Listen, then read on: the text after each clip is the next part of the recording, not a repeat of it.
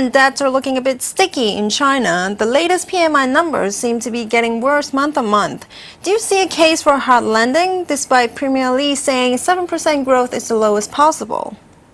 Well, I think the data is going to remain on the soft side despite the recent mini stimulus. I think the thing to watch in China really is just how poor some of the cash flow is within the corporate sector, and that in itself will probably mean that things slow down a little bit more violently into the end of this quarter.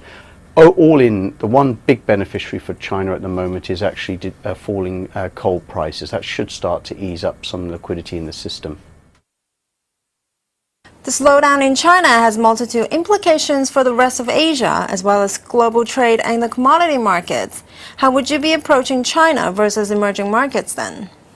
Well, the recent mini stimulus is not necessarily very favourable for commodity producers, and I think there's still going to be a switch ongoing, which is from Latin America and Africa into the North Asian emerging markets, including China, on a relative basis, and I think that's going to be an ongoing theme for the next 6 months. How are you approaching the Indian markets now? In which sectors do you see value? Well, like everybody else, we still hold a view that the business outsourcing companies and IT outsourcing companies will still actually perform relatively well. Unfortunately, we would think that the domestic slowdown is going to gather a bit more pace, and until we see those energy prices starting to decline, as I said, I think India is going to experience much lower growth, and probably foreign investors are going to remain reluctant to buy into the market. And what are your views in terms of investing in defensives versus cyclicals?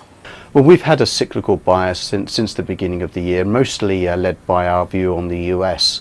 The key thing for us over the next 6 months is that we see now that the inventory is pretty much cleared in Europe, and that ought to mean that industrial production numbers pick up. And equally, we're starting to see some sort of leveling off in demand in emerging markets. So the bottom line really is that you want to remain relatively bullish on the cyclicals, perhaps ex the commodity stocks, and that really, as I said, is going to be led by the developed world this time round rather than the emerging market economies.